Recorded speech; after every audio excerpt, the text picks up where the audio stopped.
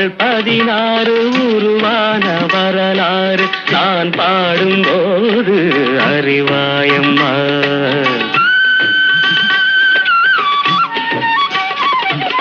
ராகங்கள் 16 உருவான வரலாறு நான் பாடும்போது அறிவாயம்மா. பல நூறு ராகங்கள் இருந்தால் என்ன, 16 பாட சுகமானது. பல நூறு ராகங்கள் இருந்தால் என்ன, 16 பாட சுகமானது.